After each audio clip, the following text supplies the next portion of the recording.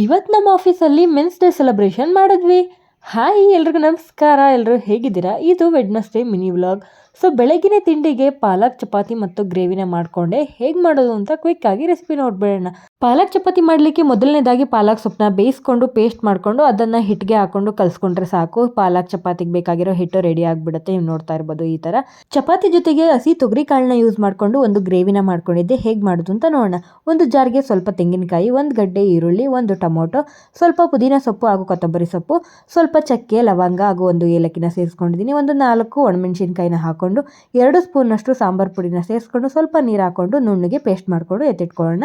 ಈಗ ಒಂದು ಪ್ಯಾನ್ಗೆ ಎಣ್ಣೆ ಹಾಕೊಂಡು ಸಾಸಿವೆ ಹಾಕೊಂಡು ಕಟ್ ಮಾಡಿ ಇಟ್ಕೊಂಡಿರೋ 2 ಗಡ್ಡೆ ಈರುಳ್ಳಿ, ಕರಿಬೇವು ಹಾಗೂ ಟೊಮೊಟೊನ ಹಾಕೊಂಡು ಹಸಿ ತೊಗರಿ ಕಾಳನ್ನ ಹಾಕೋತಾ ಇದ್ದೀನಿ. ಜೊತೆಗೆ ತರಕಾರಿನ ಹಾಕೋತಾ ಇದ್ದೀನಿ. ಯಾವುದೆಲ್ಲ ತರಕಾರಿನ ಬೇಕಾದರೂ ಸೇರಿಸ್ಕೋಬೋದು.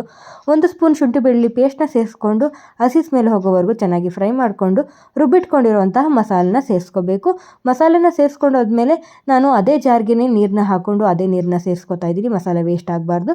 ರುಚಿಗೆ ತಕ್ಕಷ್ಟು ಉಪ್ಪನ್ನು ಸೇರಿಸ್ಕೊಂಡು ಒಂದು 10 ನಿಮಿಷ ಕುದಿಸ್ಕೊಂಡ್ಬಿಟ್ರೆ ಸಾಕು. ಸಿಂಪಲ್ ಆ್ಯಂಡ್ ಸೂಪರ್ ಆಗಿರೋ ಗ್ರೇವಿ ರೆಡಿಯಾಗಿ ಹೋಗ್ಬಿಡುತ್ತೆ. ಈ ಗ್ರೇವಿ ಚಪಾತಿ, ರೊಟ್ಟಿ ಮತ್ತು ದೋಸೆ ಜೊತೆಗೂ ತುಂಬ ಚೆನ್ನಾಗಿ ಹೊಂದ್ಕೊಳ್ಳುತ್ತೆ. ಹಸಿ ಕಾಳಿದ್ರೆ ಚೆನ್ನಾಗಿರುತ್ತಲ್ವ, ಟೇಸ್ಟು ತುಂಬ ಚೆನ್ನಾಗಾಗುತ್ತೆ. ಒಂದ್ಸಲಿ ಟ್ರೈ ಮಾಡಿ. ಇನ್ನು ಸೊಪ್ಪನ್ನು ತಿನ್ನೋದಕ್ಕೆ ಯಾರೆಲ್ಲ ಇಷ್ಟಪಡಲ್ಲ ಆ ಥರದವ್ರಿಗೆ ಈ ಥರ ಚಪಾತಿನೆಲ್ಲ ಮಾಡಿಕೊಟ್ರೆ ಇಷ್ಟಪಟ್ಟು ತಿಂತಾರೆ. ಸೊ ಒಳ್ಳೆ ಬ್ಯಾಲೆನ್ಸ್ಡ್ ಮೀಲ್ ಬೆಳಗಿನ ತಿಂಡಿಗೆ ರೆಡಿಯಾಗಿ ಹೋಗ್ಬಿಡುತ್ತೆ. ಇನ್ನು ಬೆಳಗಿನ ತಿಂಡಿನೆಲ್ಲ ಮುಗಿಸ್ಕೊಂಡು ರೆಡಿಯಾಗಿ ನಾನು ಆಫೀಸ್ ಕಡೆ ಹೊರಟಿದ್ದಾಯಿತು.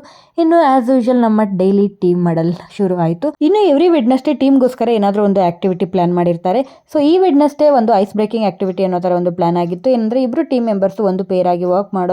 ಸೊ ಒಬ್ಬರ ಬಗ್ಗೆ ಇನ್ನೊಬ್ಬರು ಇಂಟ್ರೊಡಕ್ಷನ್ ಕೊಡೋದು. ಇದರ ಉದ್ದೇಶ ಏನಂದರೆ ಟೀಮ್ನಲ್ಲಿ ಕೋಆರ್ಡಿನೇಷನ್ ಜಾಸ್ತಿ ಮಾಡೋದು, ಹಾಗೆ ಒಬ್ಬರ ಬಗ್ಗೆ ಇನ್ನೊಬ್ಬರು ತಿಳ್ಕೊಂಡಿರೋದು, ಜೊತೆಗೆ ಬಾಂಡಿಂಗ್ ಜಾಸ್ತಿ ಮಾಡೋದು ಅನ್ನೋದಾಗಿರುತ್ತೆ. ಸೊ ಈ ಎಲ್ಲ ಆಕ್ಟಿವಿಟಿನ ಮುಗಿಸ್ಕೊಂಡು ಫ್ಲೋರಿಗೆ ಬಂದು ಕೆಲಸನ ಶುರು ಮಾಡ್ಕೊಂಡಿದ್ದಾಯಿತು. ಆ್ಯಂಡ್ ಇವತ್ತಿನ ಸ್ಪೆಷಲ್ ಏನಂದರೆ ಇವತ್ತು November 19th international men's day.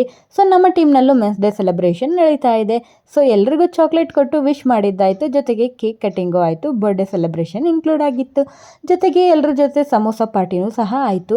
Men's ಅಂದಮೇಲೆ ಅವ್ರಿಗೆ ತುಂಬ ರೆಸ್ಪಾನ್ಸಿಬಿಲಿಟೀಸ್ ಇದೆ. ಅವ್ರದ್ದೇ ಆದಂತಹ ಎಷ್ಟೊಂದು ಸ್ಯಾಕ್ರಿಫೈಸ್ ಸಹ ಮಾಡಿರ್ತಾರೆ ಫ್ಯಾಮಿಲಿಗೋಸ್ಕರ ಅಲ್ವಾ. Then they deserve this kind of a small gratitude. So ಅವ್ರಿಗೆಲ್ಲ ವಿಶ್ ಮಾಡಿ ಬ್ಯಾಲೆನ್ಸ್ ವರ್ಕ್ನ ಮುಗಿಸ್ಕೊಂಡು ಬಾಯ್ ಹೇಳಿ ನಾನು ಮನೆ ಕಡೆ ಹೊರಟೆ. See you again.